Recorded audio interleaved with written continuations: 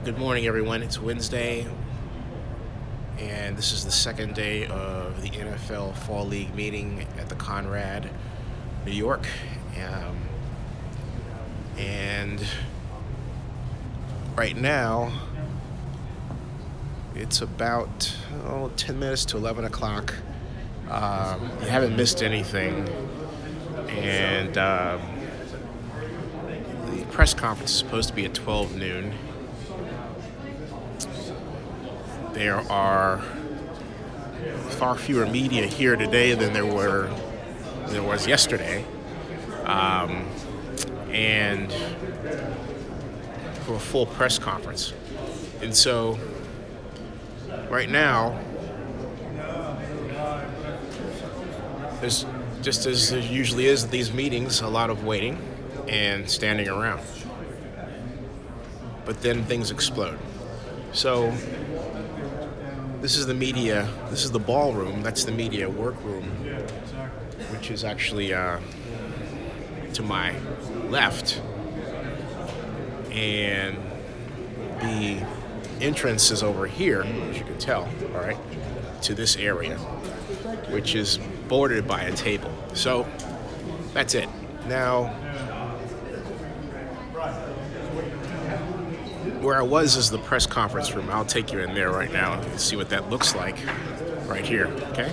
There.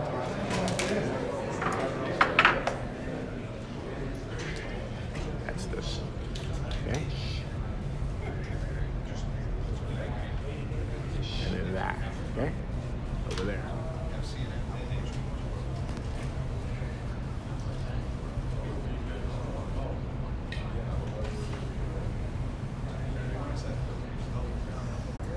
Cool. All right.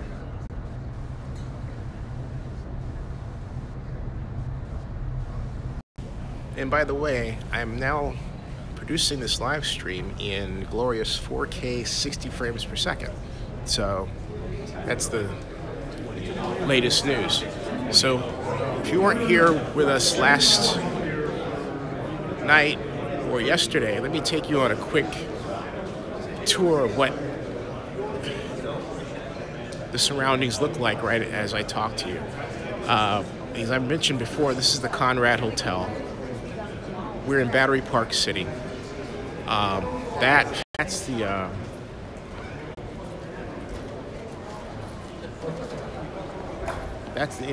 NFL area they're using, but the main area is out here, and this is the lobby of the hotel, as you can see. This is the lobby. Take a look. Right? That's the lobby. And yesterday, when they had the protests, they were out here, downstairs, where I'm about to take you right now. So you can have a look at what it looks like. That was here. Okay. It was down there. All right. If you want to see those videos from that day, all you have to do is go to Zenny62 on YouTube. They are the current, most recent set of videos. So you can have a look at those videos from the events yesterday. It was a peaceful protest. About 35 people showed up.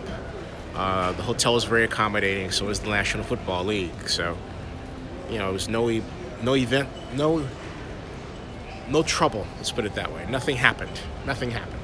Let's put it that way.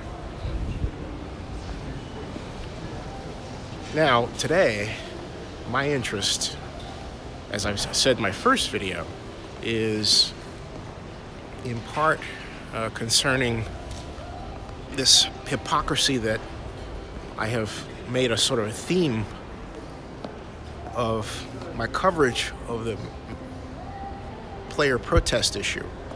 And what I want to emphasize this time, if I, is what the commissioner's thinking is about that. That's my interest. So And then, of course, there's the Vegas issues I mentioned. Now, Hennessy says, did I ask about... There wasn't time to... Hey, Hennessy, did you have a chance to look at the actual press conference? But anyway, have a look at it. But there wasn't... Because the actual press conference from yesterday is up. So anyone who wants to know if I asked about this or that, check out that press conference. But the answer is there wasn't a chance to do that. Because primarily the intent of this summit is around, and I appreciate the question, but the intent of this summit, well, I said it. It was supposed to be a player summit within the NFL owners meeting, so they basically changed their schedule around. And there was one, actually, Joseph Jones, there was one question allowed, and that was asked by Saul Palantonio of ESPN. So there was one question allowed. But, and everyone tried to shout in their question at once. But this time, a lot of people will be able to get their questions in, okay? So, that's what happened there. Now, let me see something. Oh, if you want to get a look at what the lobby looks like from here, take a look. That's the lobby, all right?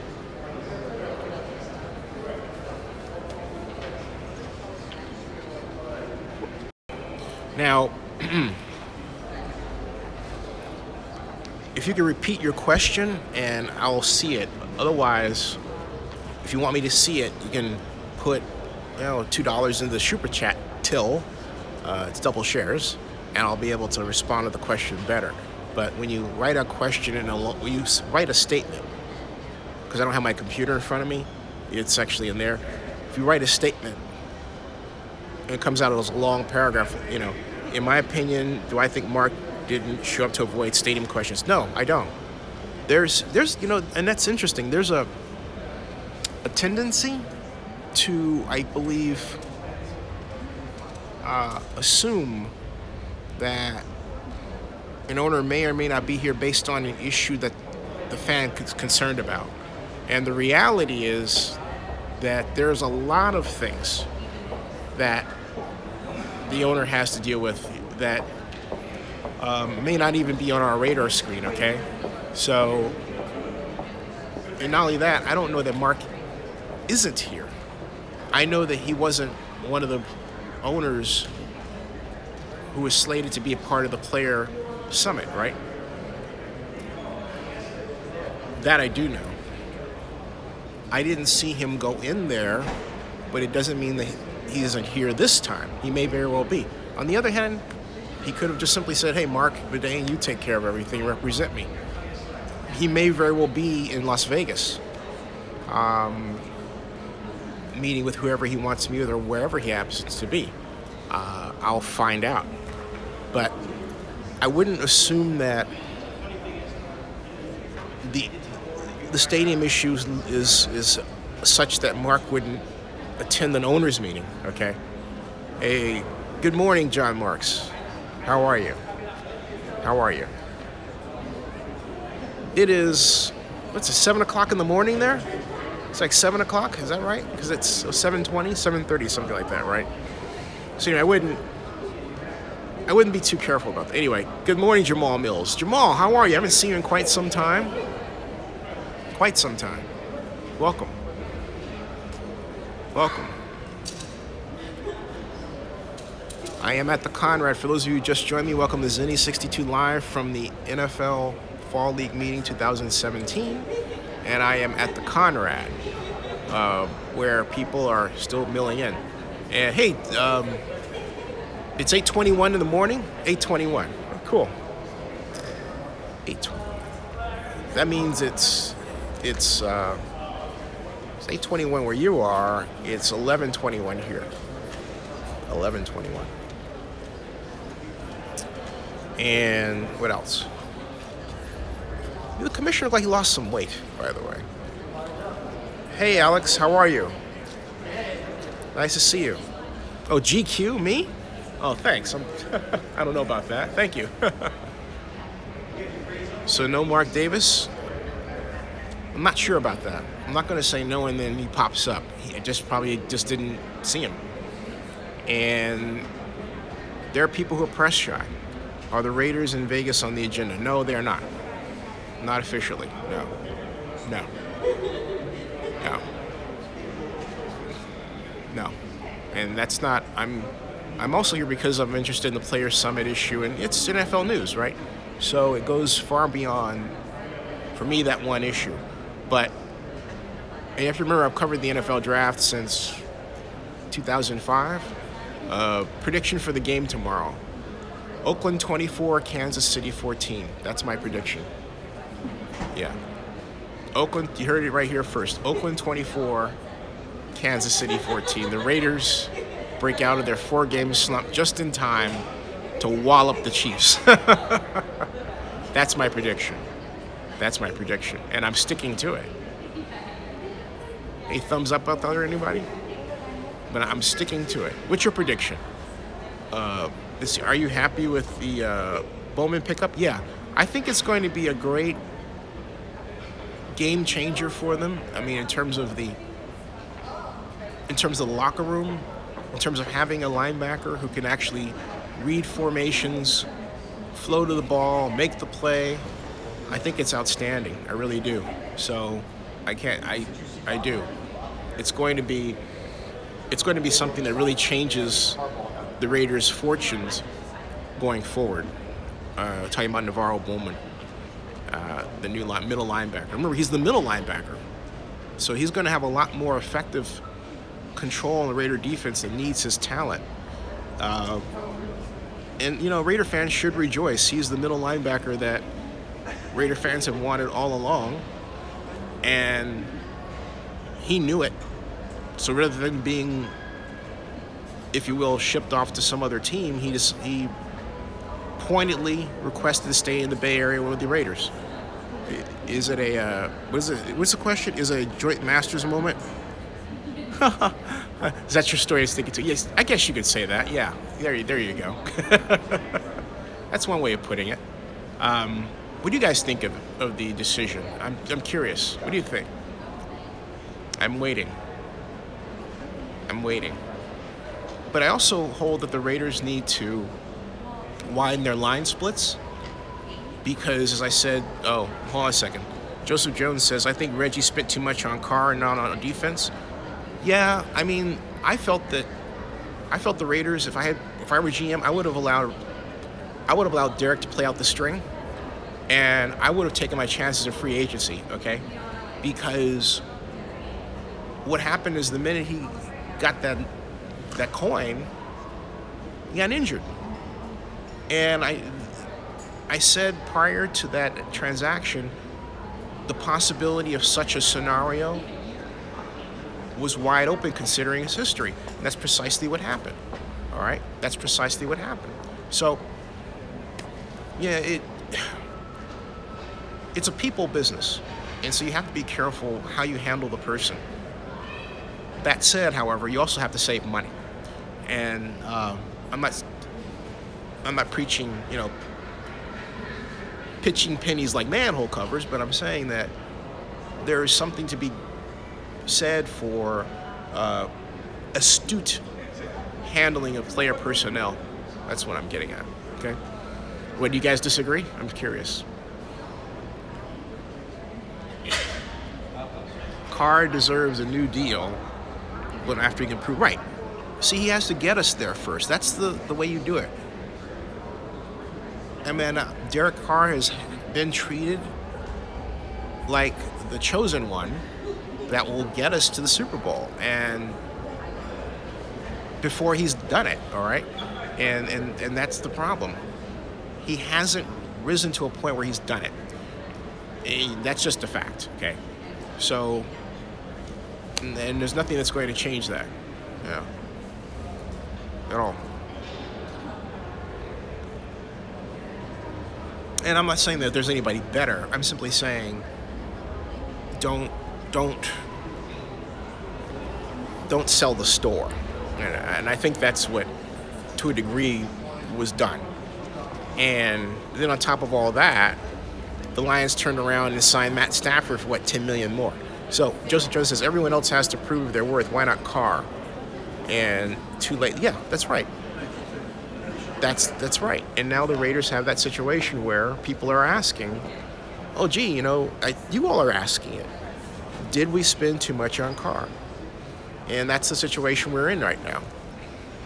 And like I said, it's like the Kirk Cousins situation, and I think the Redskins have handled it beautifully. If Bruce Allen or Reggie McKenzie's position, Bruce Allen would not have handled the situation like that. Okay, he would have had Derek play out the string. So let's see what happens. And it's okay, because the other fact is that from a perspective of systems, you can create system quarterbacks quite easily today. I mean, look at what, and I'm not trying to take anything away from him, but look at the success of Deshaun Watson. Deshaun Watson is the perfect example of quarterback fitting system. And the Texans were intelligent in terms of how they designed. I mean, for once, the Texans were offensively intelligent in how they designed the offense around Deshaun Watson and his capabilities. Also, just Deshaun Watson is a smart quarterback, something the media doesn't normally report. He's very intelligent. So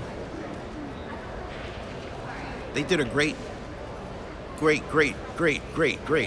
job. The Texans did designing an offense around the rookie. I mean, he looks like a veteran the way he plays, like he's been there for some time. You know, so. Ooh, there's coffee. There's coffee. Oh, let's see, what time is it now? It is 12:20. It's 12:20. So, let's go back in and get some coffee and see what else is going on. All right. But you see what I'm talking about with respect to Carr's contract, right? That's the only option that makes any sense whatsoever. So.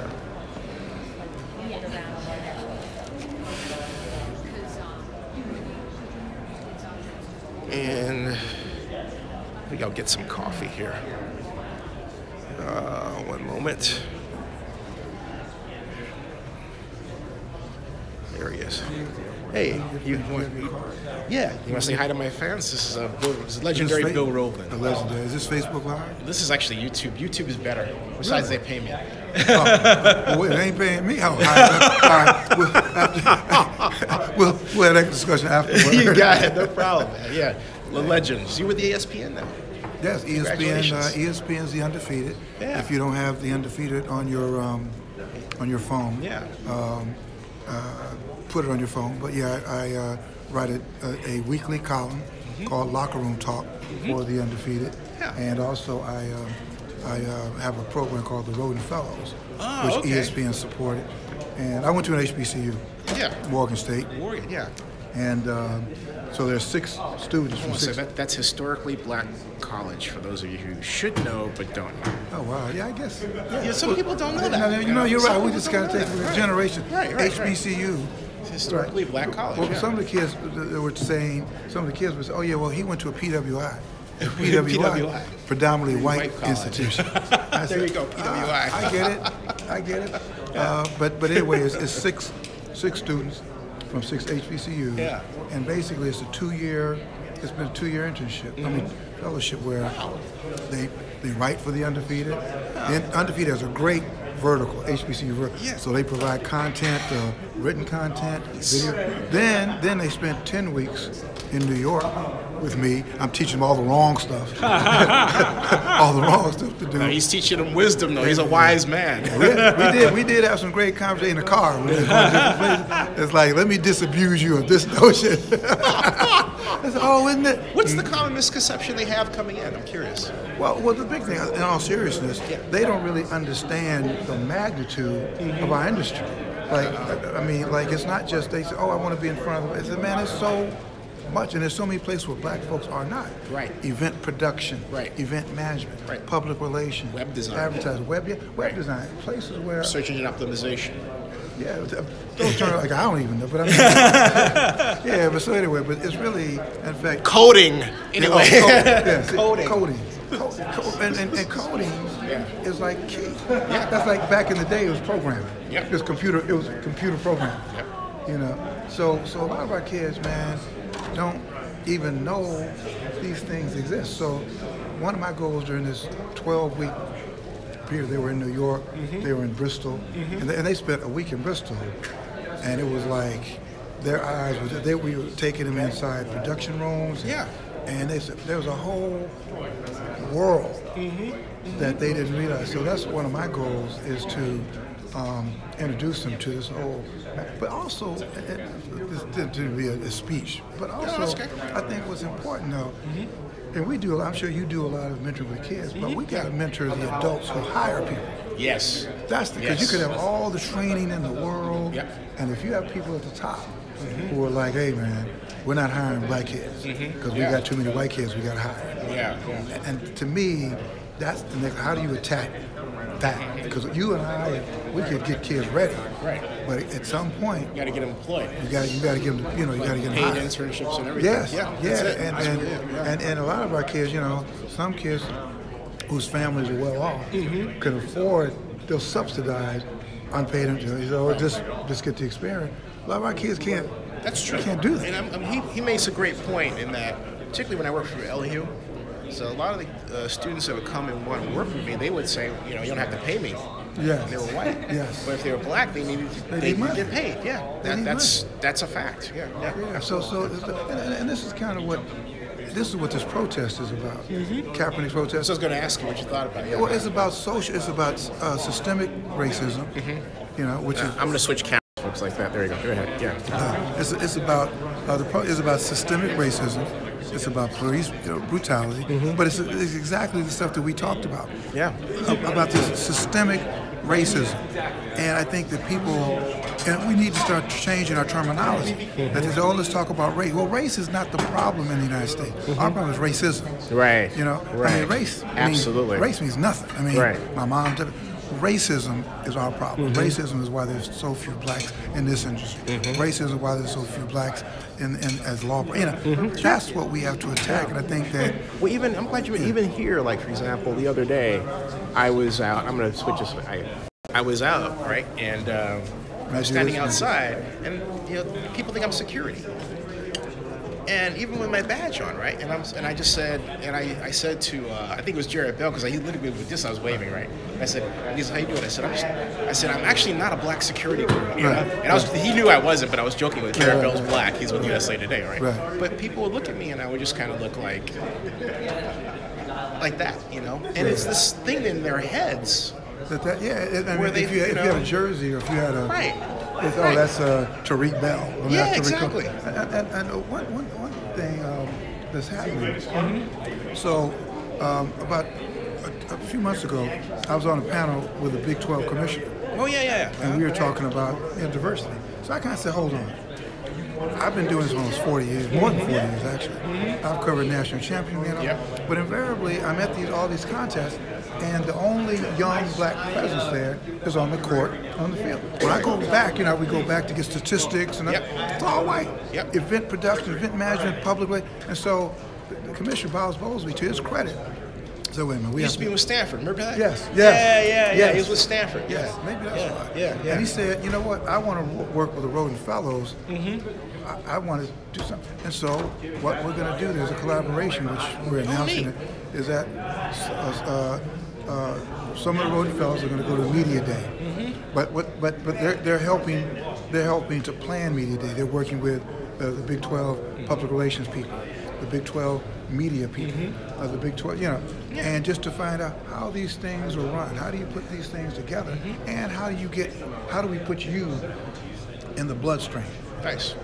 So there are good people. I mean, there are good people who say, you know what, it's good for business. Yeah. If we get But you would think after all this time, people would kind of know that it should be good for business. But what's going on? It just seems like we have to be freaking reminded all the time. That's what bothers me. Well, it's greed. I think it's greed and selfish. In other words, our businessman, this is one of the best. It's like the country club or the newsroom. It's like being a foreign correspondent. There's adventure. You have your corporation paying for you all these great adventures.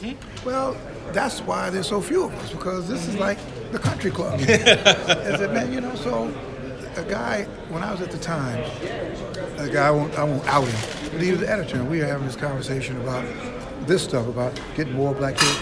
And he says, he said, I have children too.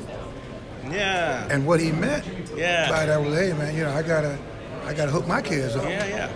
So that's what you're kind of up against. Right. When we're trying to place kids, we got, which was why it gets back to why it was so powerful when we had, I was a product of black media. I worked with Afro-Americans, I worked with Ebony, and so, it was all good. Like we said, you go to your church, we go to ours. We got we got the Black Archives and all that. But what happened, just like with Jackie Robinson, they said, well, this white power structure, well, no, we want your stuff to make our stuff even stronger. That's kind of, I'm not long. I'm not us starting our own companies, because that's what, I have my own company, right? And because my background is urban planning. I came into this because I didn't like the way Jerry Brown treated me. I've always been a tech person, so I built my own blog. I started Oakland's first blog. People started feeding me stuff, and now I've got 96 blogs. Wow. And I don't know how many social media accounts, 1,000 maybe. So, there's a joy in running your own company that I think, could be, that I think a lot of us need to discover. Yeah, and this is a good time for that. Yeah. Venture capital, there are people who want to invest. You have to deal with being rejected a lot. I'm telling you, the rejection hurts, but that's just, that's the way it is. No, but I think this is a good time for that, right? I guess there's a great potential. Yeah, so. Tons. I'm gonna let this man eat, man. I've been looking at this tomato. I like it. So check out Undefeated. The Undefeated. Yeah. All right, man. Good to see you. Okay, good. Got it, man. Definitely. Class act. Bill Rhoden's the class act. So, right now, people are just coming in, and they're getting ready for the press conference here. Yeah, it's on my back. So, what I'm going to do this time, folks, is I'm going to come back with Livestream 2. I'm going to go in and get something to eat real quick. If you haven't, make sure you turn on your notification. That bell that's right up there. See that? Okay. And also subscribe. And bookmark Zenia62.com. ZENNIE62.com. See you in a little bit. Thanks.